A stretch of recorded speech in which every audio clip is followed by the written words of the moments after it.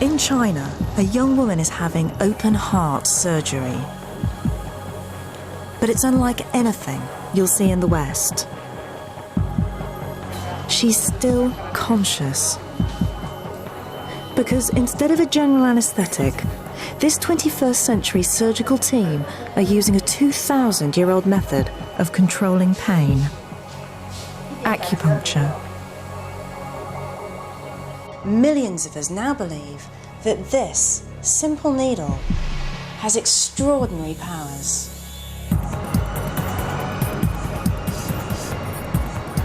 Today, more and more of us are putting our faith into alternative medicine. Ginseng, which is the main herb. From ancient herbal remedies, Quite fragrant. No. It's all way beyond what we normally think of as medicine. to miracle faith healing. Said again, healed all!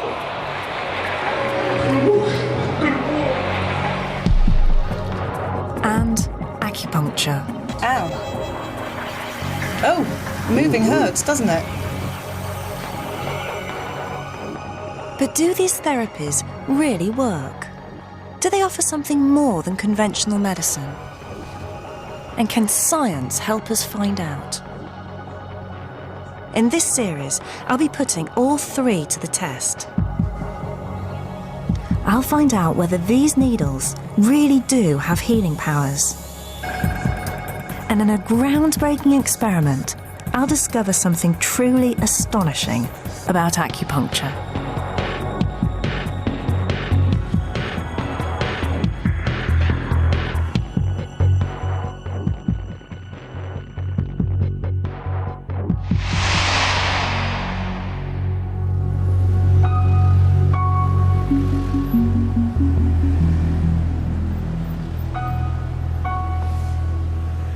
All over the UK, acupuncture is booming. This ancient Chinese treatment is now one of the most popular of all alternative therapies. It's even taking hold within the NHS. Now, nearly 1 million of us use it every year, and it's growing fast. There are clinics all over the place. Now, here in Chinatown, that's not so surprising. But it's happening all over the country.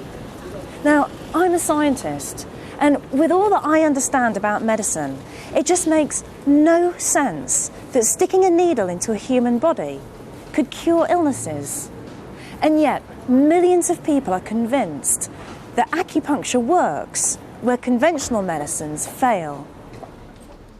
19-year-old Joanna Hughes believes acupuncture has transformed her life. For nearly a year, she suffered from ME, a condition that left her bedridden. We will do something to help you. A lot of people are very frightened of needles. Yeah, I'm not too bad. Yeah? Conventional medicine had done nothing, so finally she tried acupuncture. Yeah? It's nowhere near as painful as sort of an injection or anything. It's not like that. It's a lot less painful than that. It's kind of like a little electric shock on points which are really strong. Like my liver point on my feet is really strong. You kind of feel electric shocks going like up your legs. It's reacting, yes, I can see. After just a few treatments, the effect was remarkable. I just felt like kind of me again. I felt like I had so much more energy. I could just start to do some things which was just like so amazing compared to what I had been like a few months ago. And it's not just Joanna. Now, more and more people are convinced that acupuncture has worked wonders.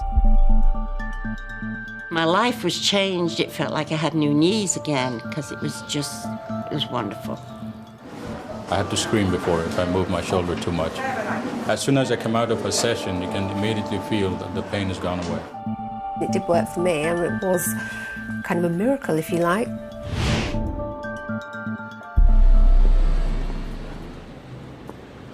But it's all based on a very different view of the body.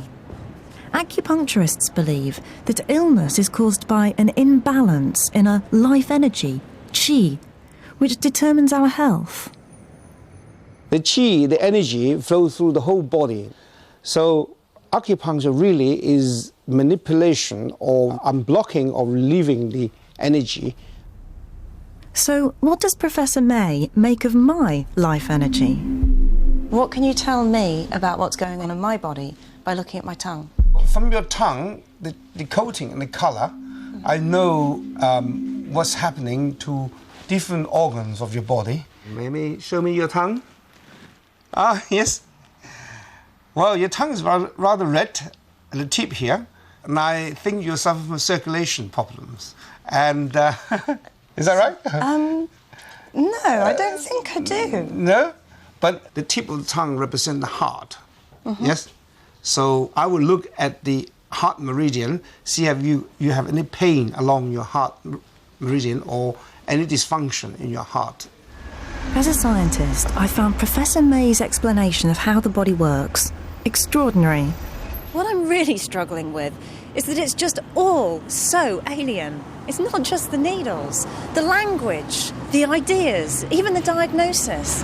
And it just bears no relation to science. And yet, so many people are convinced that it's working for them. So I have to find out whether it really is.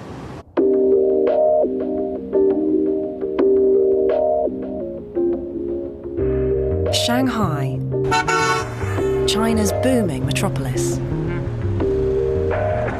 Looking around, it's hard to believe that this is the home of one of the most ancient traditional medicines in the world. But it's here I hope to find out exactly what acupuncture is and why so many people in the West are convinced by it. I'm pretty sceptical about acupuncture, but we'd be crazy to write off ancient wisdoms. We ought to question them well, but we can't write them off. Especially when it appears to be able to do something astonishing.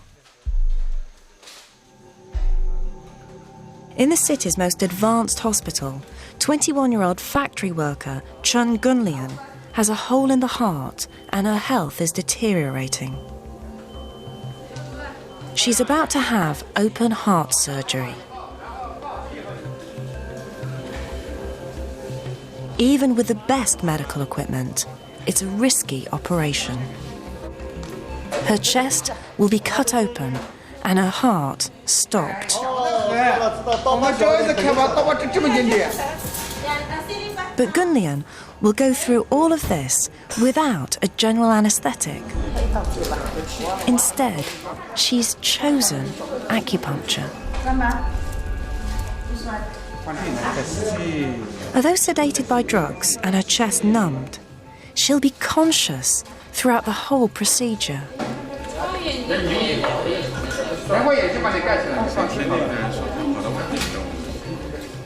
The doctors stimulate the needles using an electrical current.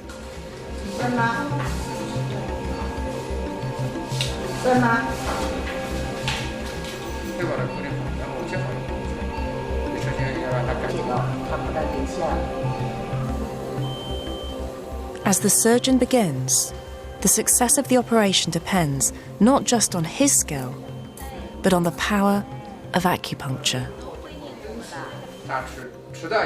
Acupuncture is an effective painkiller. It's also less damaging to the body than a general anaesthetic.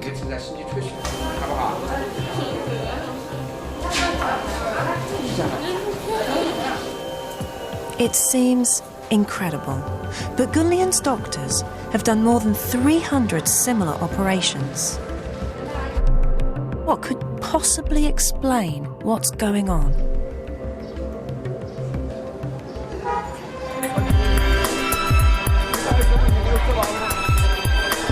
In the old city of Shanghai, I'm hoping to find some answers.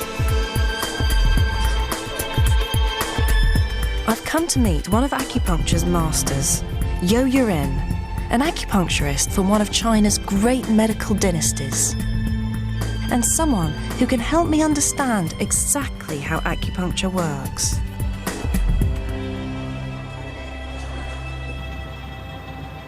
I've been feeling a bit run down, so he begins by feeling my pulse and looking at my tongue. One of his patients, Fred Wei, translates for him. He says the top of your tongue's condition is very good. It's very red. Very red. Yes. Good, and that's good. That's good. 那考虑问题出现这个我叫心火比较膨胀。 He says basically you think too much.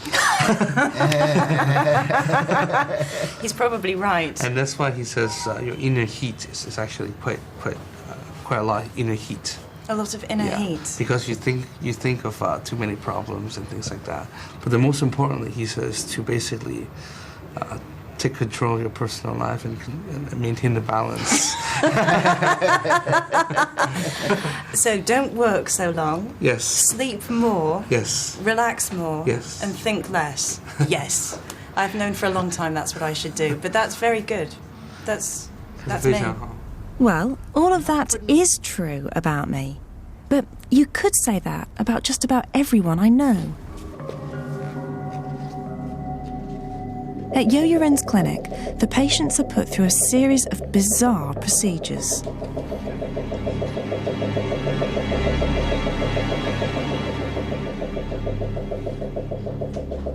And Fred was happy for me to watch his treatment.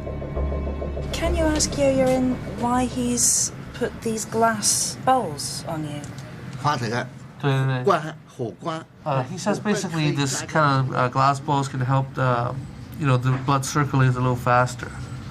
Okay, so all of these down here, down your leg, Yes. are going to help with the blood flow through your legs. Yes. And that's going to help your buttock. Exactly. Okay. Then it was my turn. 坐下来好了。 You should just relax. Okay. And what's he going to do? think of a happy place while he's. Okay, and that's great. That didn't hurt. He slides the needles in. Each specific point is supposed to treat a different part of my body. 怎么样？ How do you feel? Okay. A couple of them have stung a little bit, but 是什么意思呢？that one really helps you to sleep. ow. Fred, how far in is he putting them? I'm actually very light. It's not too much. Oh. 在这地方哎。 Yeah. Oh, moving hurts, doesn't it? Mm. Yeah. 这我懂了。 So don't move.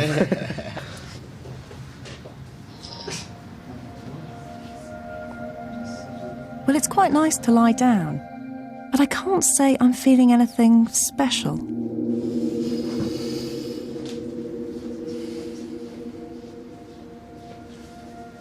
"20 minutes later." And how long does it take to work, Fred? A few times. A few times, so I shouldn't expect any miracles. You have to maintain self-balance. That's the most important part. So you have to sleep more and work less. So most of it is down to me? Yes. Okay.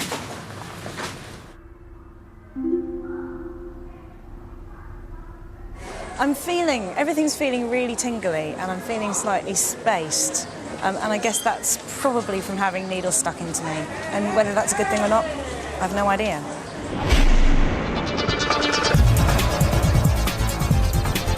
Today, ancient China is rapidly disappearing. Yet remarkably, acupuncture has found a place in the modern world. I'd like to know just how it's adapted to the demands of modern medicine. Here, in this hospital, doctors are using conventional medicine and acupuncture side by side. So patients get to choose which kind of treatment they're going to have. Doctors here claim they use it for sound medical reasons, not just to keep a tradition alive. And what was wrong with him? Okay, so for pain, acupuncture. Yeah. For a problem with an organ, Western medicine. And if that doesn't work, then acupuncture. Yes. Okay. Yes. But sometimes when you use them Western medicine, they have a very big side effect. So they will say, yeah, you can accept some acupuncture treatment. Okay. Use a little dose of Western medicine and accept acupuncture treatment. Oh, so use a small amount of Western medicine. Yes. And acupuncture treatment to help to increase the effect. Yes. Yes. And that reduces the side effects of the Western medicine. Yes. Okay. Doctors here claim that acupuncture can treat just about every illness. and people come from all over the world to seek a cure. I went to my doctor in Houston. I had a pain in my shoulder. It's been like that for about 6 months. First he gave me steroids, didn't really get better. So he said, you're going to China, why didn't you try acupuncture? And as soon as I come out of a session, you can immediately feel that the pain has gone away. I had a virus attack and half of my face was paralyzed. And someone recommended Dr. Lee to me, so I came here after 5 treatments and I was fine. I'm here to stop smoking. I have high cholesterol, is what I have, and if I continue to smoke, I could have either a heart attack or a stroke. So, both health reasons and, my own moral reasons to stop. That one hurt. Sorry. It's time for the needles to come out. If they're working, she should feel sick when she smokes. Oh, you want me to try? Does he want me to try to smoke? In here, it's okay to light up? Okay.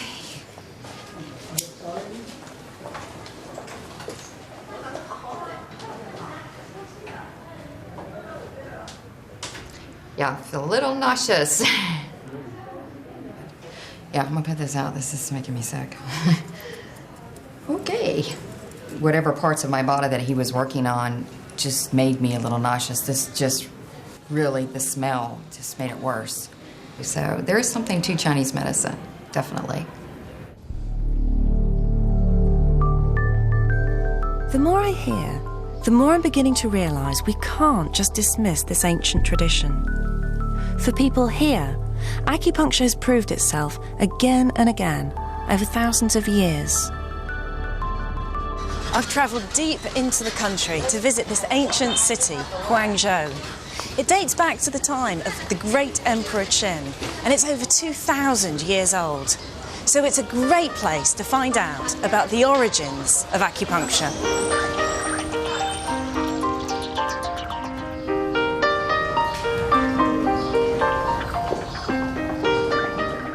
Yo Yuren has invited me to a museum dedicated to acupuncture.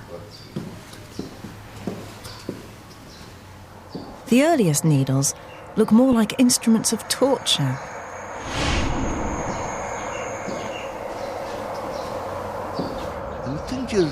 Well, in the past, there was no metal, and so there were no metallic needles. They used bone instead.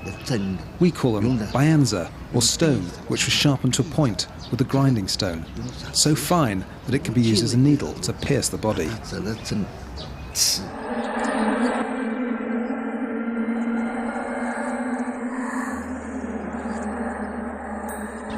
So why did people start to stick needles into other people? Someone would feel discomfort, but they'd discover that if you put a needle in some part of the body, there'd be a sensation, and all of a sudden, the pain would disappear. People discovered that this point here could relieve pain, or that that point there could treat something else.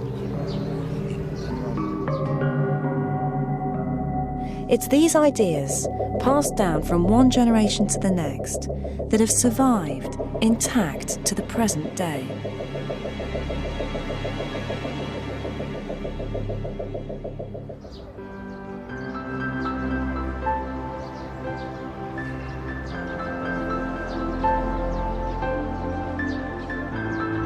Acupuncture is so deeply rooted in the medicine here, hardly anyone questions whether it works. You know, if everybody in a culture believes that something's going to work, then it's much more likely to work. And we know that about medicine. If people believe something's going to work, it makes a big difference. It's more likely to have an effect.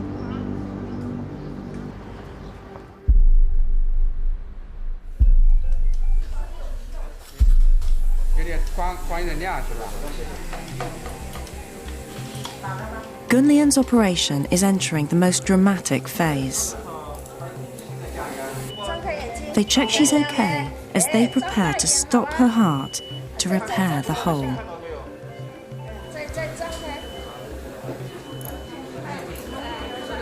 It seems amazing to me that acupuncture is even considered for such a life-threatening operation.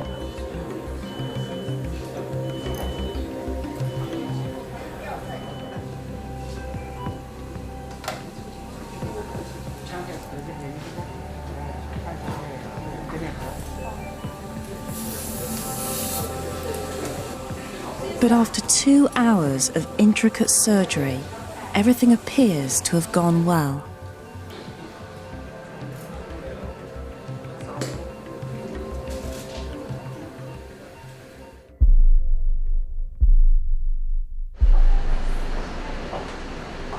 Remarkably, just 2 days after the operation, Gunlian is sitting up in bed, telling her sister the story. Her memories are still vivid. I remember the doctor stuck a needle into my hand and felt my pulse. Then he put another needle in here and here near my vein. Then my whole body started to tremble. When the scalpel started to cut the bone, I could hear it all.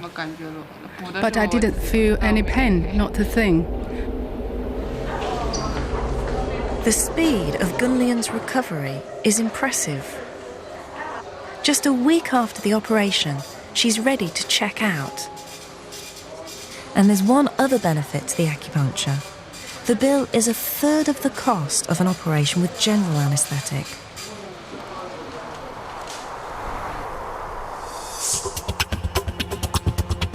And as I come to the end of my trip, I'm struck by the sheer numbers of people who I've met who are convinced that acupuncture's worked for them.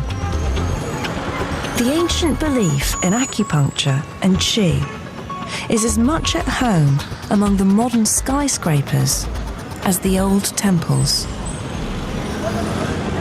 This idea of qi is right at the heart of acupuncture. The Chinese see it as a universal energy that flows around the world and inside every one of us. So it's right at the heart of the culture. These Shaolin monks believe that controlling their qi allows them to perform remarkable feats.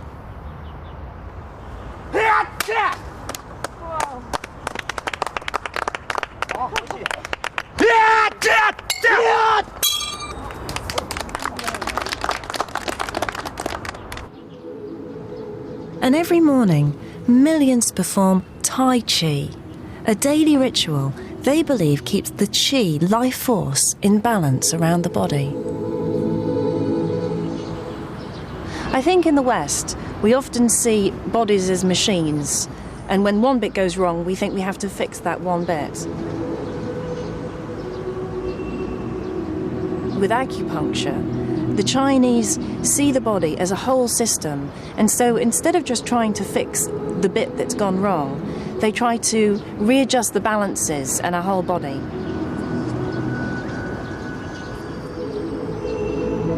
I've been much more impressed by acupuncture than I was expecting to be. One of the tricky things about this trip is that it feels like I've been speaking a foreign language the whole time. And I don't mean Chinese English, I mean Western medical view and the ideas of qi and meridians. A lot of scientists coming here might say they need more evidence, and I need more evidence, but I've seen enough to make me believe it's really worth trying to explore it more. So, as I head home, I'm eager to find out what science has to say about acupuncture.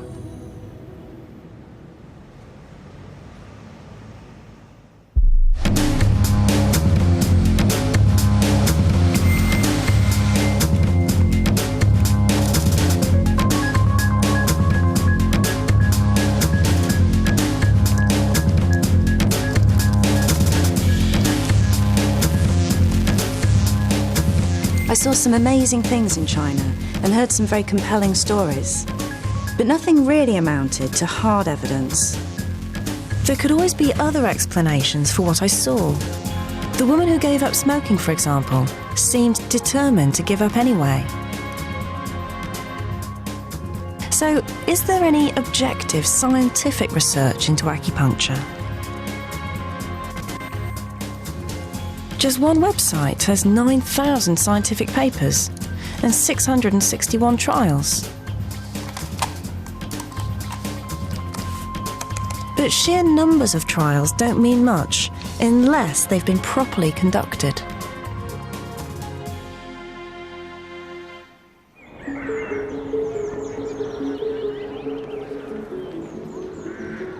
I've come to Exeter.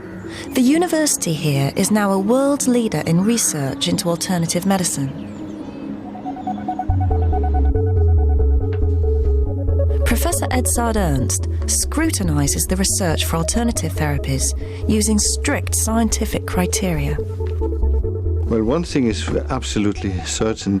There's no such thing as an alternative science, and there will never be such a thing. So either you investigate it with the proper tools of science, or you don't investigate it.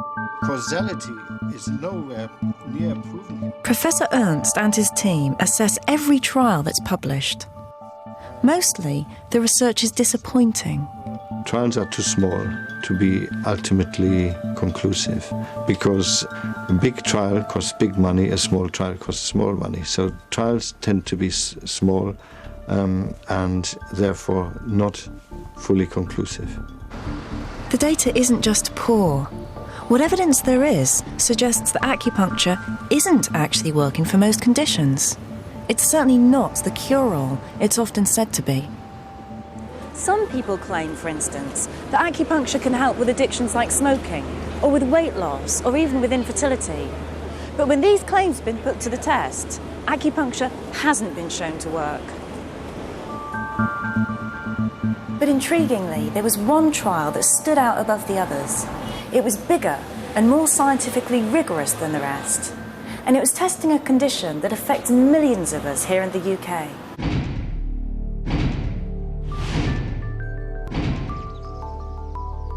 Linda T has suffered migraines for 25 years. A couple of times a month, they'd strike, throwing her family life into chaos. My eyesight goes, and it goes like all jagged, and you get blind spots. And then usually within about an hour, I'll start to feel sick and get a real pounding headache, and it's just like unrelenting, it's just horrendous. Nothing her doctors did seemed to work. But then her mother suggested acupuncture, which had worked well for her bad back. And she couldn't stand up at this time, she was like bent double, and she said, well, yes, do anything. And she did that, and it worked, and she was able to stand up, walk around and leave, and she was kind of fine, and she couldn't believe it. Linda's doctor wouldn't prescribe acupuncture, but she did finally get the chance to try it when she was asked to take part in a medical trial. I also use RAND 6 over here. RAND 6 is a point that we commonly use for energy. Medical researcher Andrew Vickers was asked to conduct the most comprehensive trial so far into acupuncture. What we wanted to do was a very large study, taking pretty much all comers, anyone with chronic headache disorders, and we wanted to follow them up for a longer period of time, a year or so. And the idea was that the data from this study would be directly relevant to medical practice. And so the first full-scale acupuncture trial in the UK got underway. Together with 400 other volunteers, Linda was randomly allocated to one of two groups. One, the control group, had just the normal treatment. The other group had normal treatment plus acupuncture. Linda was in the acupuncture group. The acupuncture did something for her migraines that no conventional medicine had managed. I didn't have any through the trial, and then I never had another one afterwards. So it was kind of almost miraculous.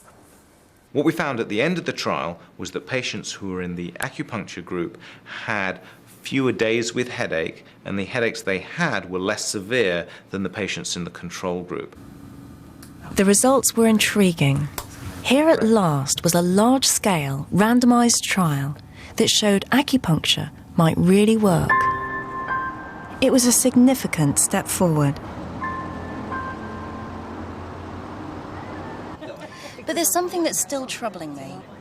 Perhaps it wasn't the acupuncture itself that was making the difference to people like Linda and the other volunteers. It could have been some other part of the treatment. Just being listened to once a week, having that kind of attention, or being able to lie down and relax properly. Maybe those things made a difference. And there's another big problem. And then you stimulate them manually? The placebo effect. If you know you're having a treatment and believe it might help, especially if it's something as elaborate as acupuncture, then that in itself can have a big effect. Yeah, and another stimulation is maybe we want to placebos can move mountains in clinical medicine. In order to create progress in healthcare, we actually want to find out whether a treatment is more than a placebo. It's a crucial hurdle to overcome. There's only one way to be sure that it's the act of needling itself that benefits the patient. And that's to compare those who've had acupuncture with those who've been tricked into believing they've also had it. Now, how on earth can you do that? Persuade someone they've had a 1-inch needle stuck into them when they haven't? Well, something's been developed that does just that.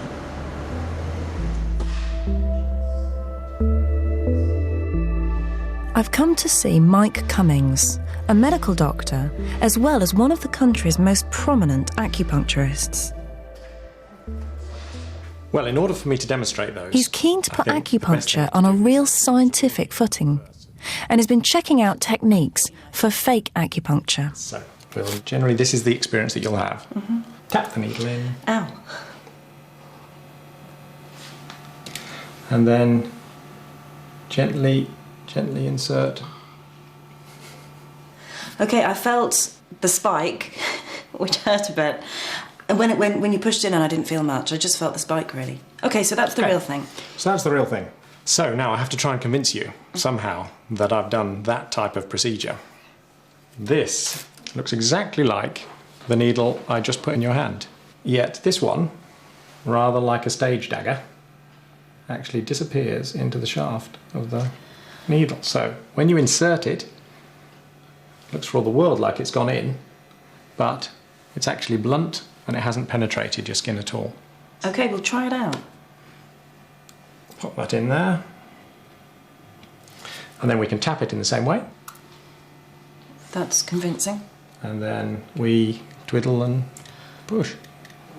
To be honest, that is more convincing than the actual real acupuncture. That feels more like a needle going in and looks more like a needle going in. That's probably because the blunt end on the skin is still feeling quite sharp. I would believe I'd had acupuncture. Do you think it's in you? I don't, because you showed me how it worked, but I would have done. Well, that was pretty convincing.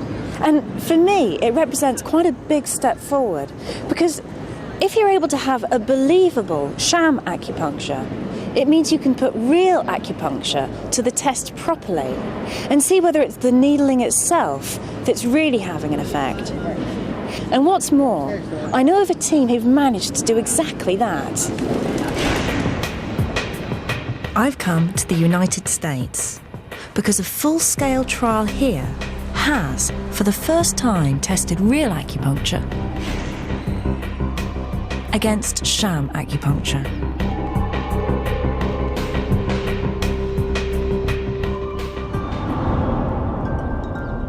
At the University of Maryland, researchers were determined to discover whether acupuncture was better than a placebo. Leading the team was Dr. Brian Berman.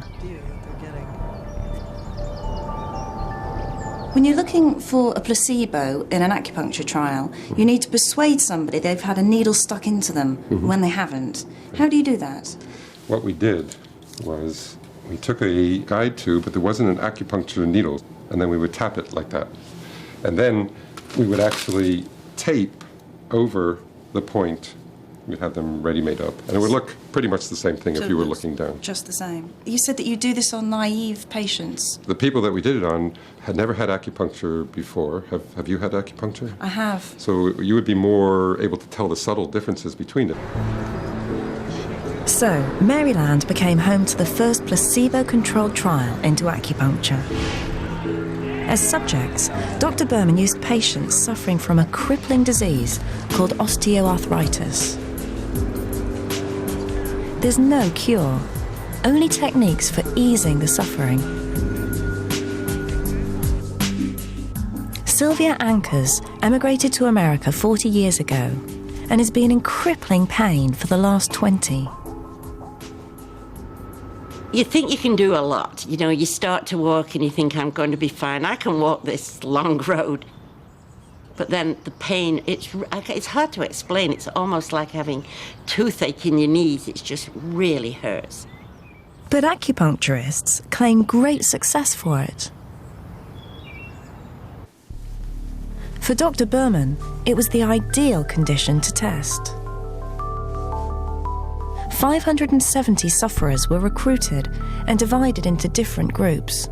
They were randomized to one of three groups. They either got true acupuncture, sham acupuncture, or the education control group, which was the standard care from the Arthritis Foundation. Sylvia, although she didn't know it, was assigned to the real acupuncture group. They told us that, you know, we wouldn't know whether we were having the actual acupuncture or a placebo. On my first session, I was a little apprehensive because, you know, you think needles going in, they're going to hurt, but they didn't. Throughout the 26-week trial period, the team checked the effectiveness of the placebo. We think the placebo worked reasonably well. Most of the people in the groups couldn't tell if they were receiving true acupuncture or sham acupuncture. The team were happy that they'd convinced enough of the sham group by the technique for the trial to be scientifically sound.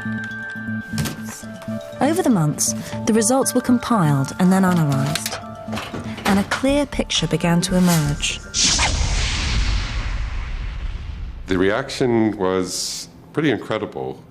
There was a lot of interest because it was a well-done study with a large number of participants that had a credible placebo control and adequate follow-up and adequate acupuncture. So it was applying good science to this ancient technique.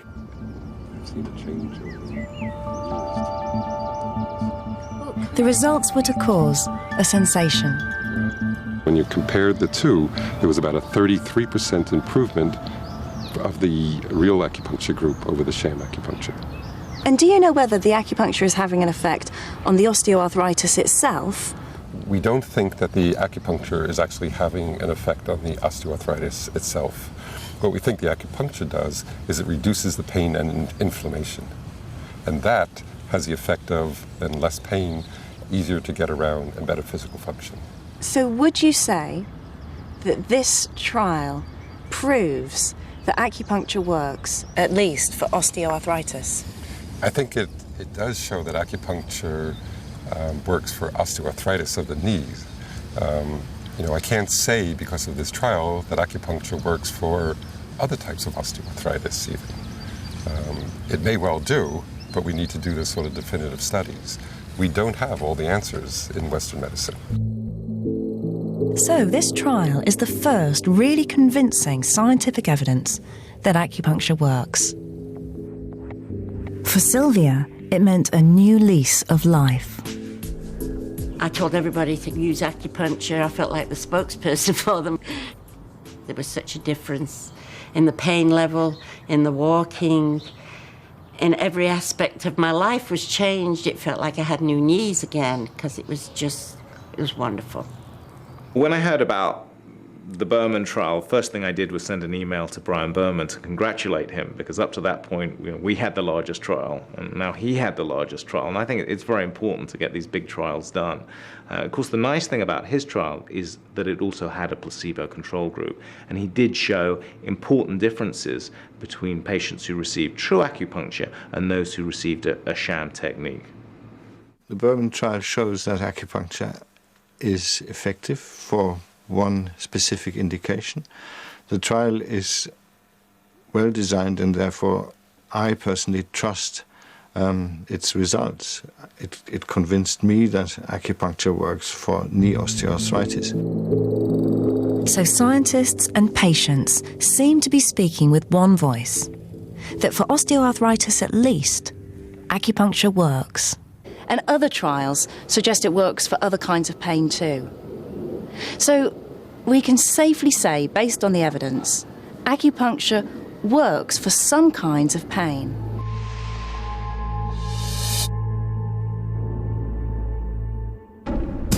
I'm quite surprised. I found evidence that acupuncture can work. Something I hadn't expected when I started this investigation.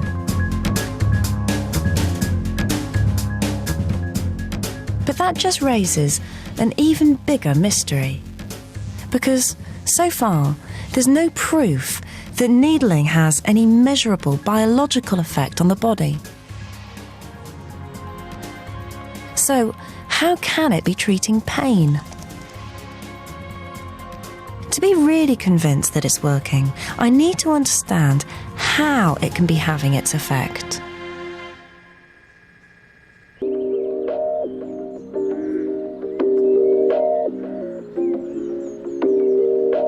A friend of mine, Mark Lithgow, might be able to help.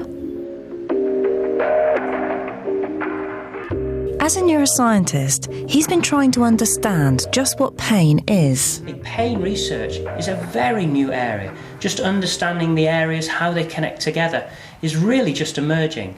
But modern scientific equipment, like the MRI scanner, has provided insights. 15 years ago, it was not possible to look inside someone's head. It was treated as a black box. This has revolutionised how we understand neuroscience today. Now we can actually see how the brain responds to pain.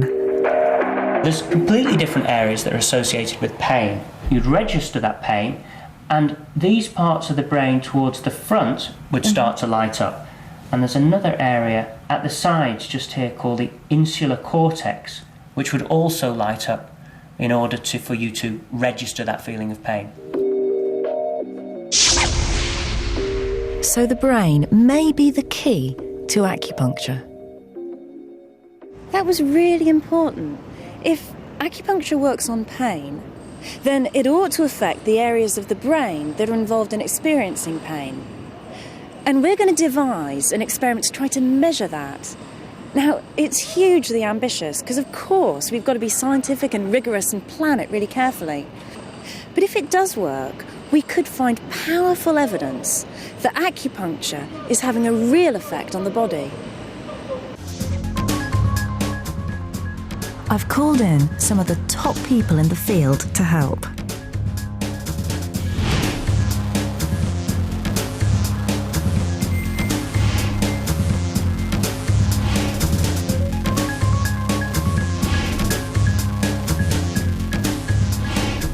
So we're going to devise an experiment together that's trying to work out the effect of needling on the brain. The data is the most extraordinarily interesting thing. I think one of the first key things we have to tackle is what we use as a control. I'm still a bit concerned to actually try and work out what acupuncture actually is. Is it the needle going in, or is it actually the turning of the needle? And there seems to be a depth issue here as well. Most acupuncturists would say for this point here on the hand would needle about maybe half a centimetre to a centimetre. This is clearly much more complicated than it initially seems, isn't it? I mean, there are so many different parts we could look at. The position that you put the needle, the depth that you put the needle, the movement of the needle, whether you move it or not. So what you're suggesting is we just focus on the act of needling and take an... It's really interesting for me being in a room with a group of people of different perspectives. So scientists, some of whom are really sceptical about acupuncture, and acupuncturists who are interested in science but really believe in acupuncture. And I think to do a proper experiment in this field, you have to have those different perspectives. You need the scepticism, but you also need people who really understand the whole of the field. So let's just constrain ourselves to one particular point in acupuncture, say in the back of the hand. Mm-hmm. So how would that help us? Well, I think that would, because at least you're looking at the effect of that point on the brain, And one of the interesting comparisons then is to see if you just go, say, superficially, just under the surface of the skin, and see what happens to the brain, and then needle to the depth of maybe about 1 centimetre, which is probably on average what most acupuncturists would do. And we could map that in the brain. We could look at that difference. Well, we've made a good start, and we've agreed on what test we're going to use. We'll stick the needle in on a well-known acupuncture point just here. And for the real acupuncture, we'll stick the needle in quite deep and do a brain scan of the volunteer. As a control, we're going to just stick the needle in a short distance and twist it, and then do the brain scan. And so by comparing those two, we ought to be able to see the difference between the real acupuncture and the control. This is a genuine piece of new research. We plan to look deep into the brain during acupuncture to find out, one way or another, whether acupuncture is having a measurable effect on the body.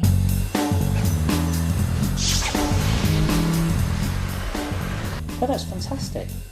16. Now all we've got to do is set the experiment up.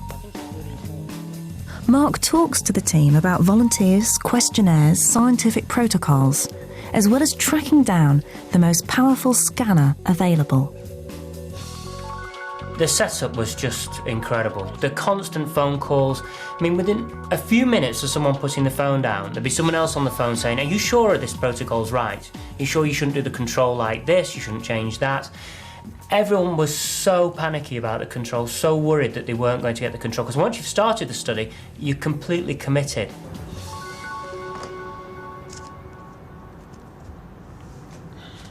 The whole team are now really fired up, and the stakes are getting pretty high for everyone.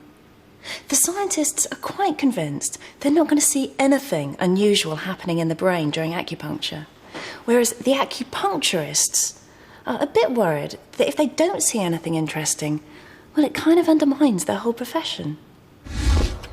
Finally, it's the big day. Hugh will lead the study and carry out the acupuncture. Aziz will scrutinise the data and analyse the results. Mark and I will be on hand to check what's going on. And we've pulled off a coup. We've persuaded the University of York to let us use their state-of-the-art scanning equipment. Now, we've come here to York to do these experiments. Why here? Well, they've got here the new generation of MRI scanners, what's called the 3 Tesla version, which is a relatively high field strength. Only a few years ago, they were what's called 1.5 Tesla, so it's doubled in field strength. So it's a hefty, big MRI scanner. Big magnet in there. The MRI takes stills, like photographs of the brain, but we're also going to use a more advanced form of scanning. It's like perhaps having a video footage where you get a continuous stream of data, so you can actually follow someone's thoughts in real time, far closer than you can do even with the big scanners here. So using these two techniques together, we ought to be able to see deeper into the brain what's going on at a particular time when acupuncture is going on. I think so. Firstly, no one's combined these two techniques on the same patients. That's a complete first here. This particular design of study is a complete first, trying to rule out certain features. And using this field strength with this magnetic field has not been done before. So there's lots of firsts that are going on in this study. If you don't find it here, you're not going to find it anywhere. The massive magnet is powerful enough to pick up a car, so each of the volunteers has to check for anything metal on their bodies. The only thing I was worried about was metallic toenail polish. It's far enough away, going from collarbones up, so that's far enough away, don't worry. We're just about to go into the room, but first of all we need to make sure... Hugh takes the volunteers through the escape drill. Once inside the MRI, they'll be locked behind a 6-inch steel door, designed to seal the scanner from the Earth's magnetic field. Mechanical way of getting out. So if there's a power cut, for example... Right, and you're unconscious. But the thing is, actually, I'm in the room with you, so... But this is part of our regular safety routine.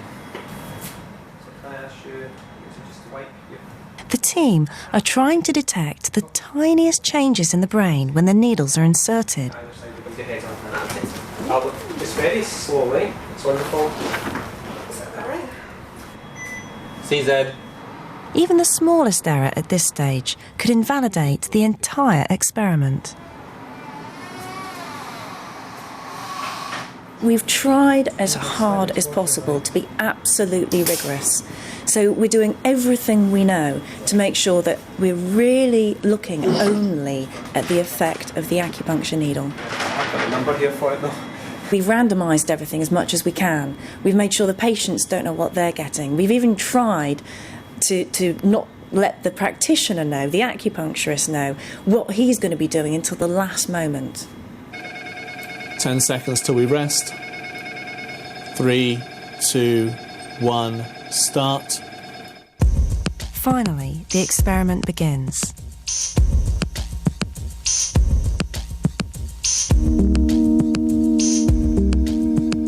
A scan is first taken of the brain at rest, the baseline. So you can hear that. So that's taking images now. Now it's having a little bit of a baseline period while they're sort of get effectively the mind or the thoughts while they're at rest. Then the team scan the brain when the needles are inserted. Hugh then twists the needle. This usually generates an achy, tingling sensation called qi. When the needle is stimulated, you quite often elicit this qi sensation, and acupuncturists often look for that. They look for a qi sensation as part of the healing activity of the acupuncture. 3, 2, 1, start. Let me go. You're going now.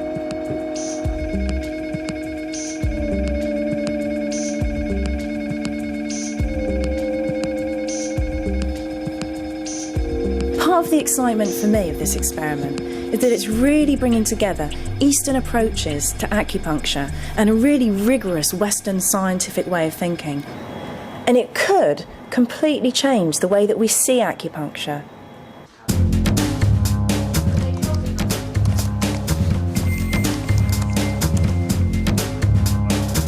Buried away in his lab at York University, Aziz begins to analyse the data.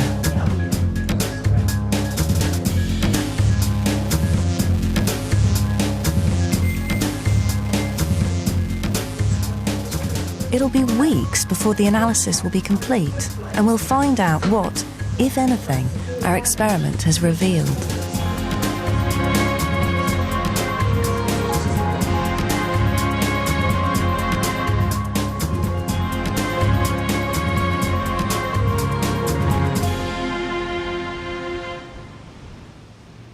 At last, results day.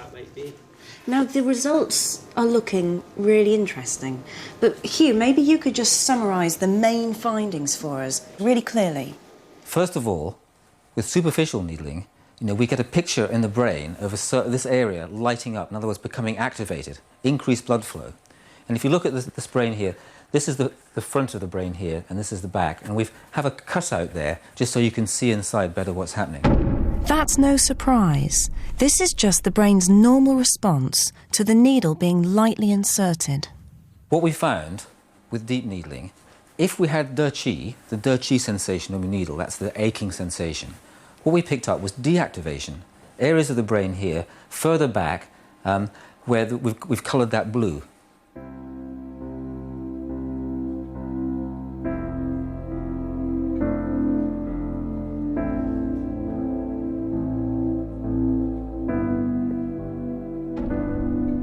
Acupuncture was having a real effect on the brain, and it was doing something completely unexpected. It was a result that surprised us all. That reinforces the idea that something quite special is happening, something unique to acupuncture, something physiological. Well, as a neuroscientist, I'm particularly interested in activations of the brain, but the surprising thing about this study is that we have deactivations, a decrease in neuronal activity, and that's something I think that neuroscientists have got to take into account. Well, for me, the most extraordinary thing is, out of this whole study, is that we've got what you might call objective evidence. We've got biological correlates of acupuncture. Something's happening in the brain when you put a needle in. Different things happen with superficial and deep, and they're clearly associated with acupuncture, and it's something you can actually measure and quantify.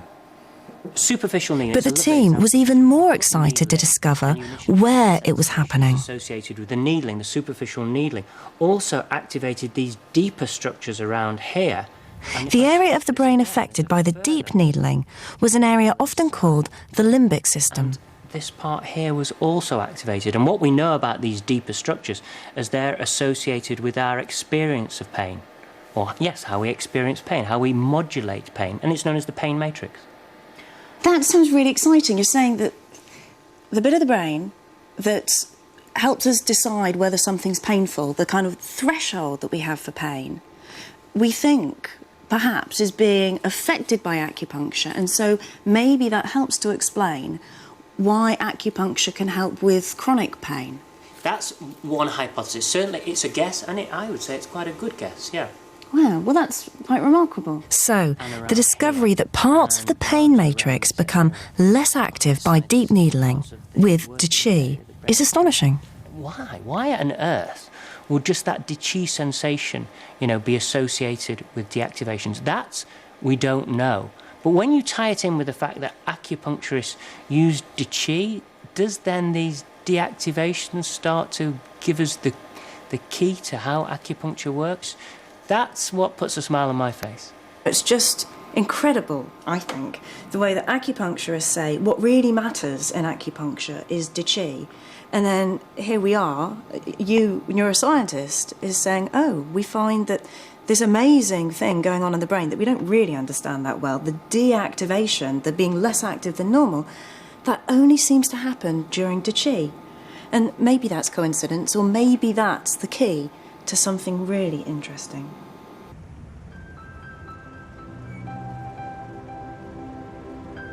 I'm sure scientists will continue to examine acupuncture.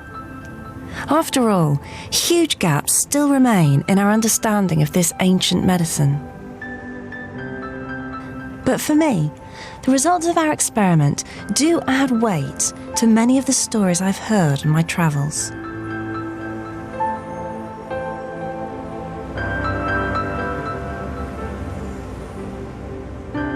It's been quite a journey for me.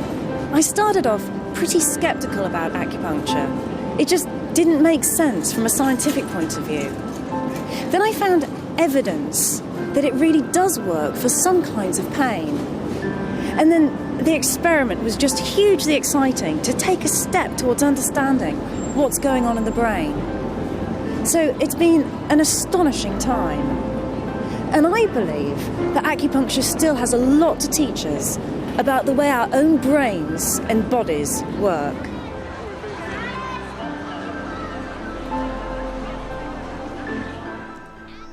And Kathy Sykes turns her attention to healing, same time next Tuesday on BBC Two.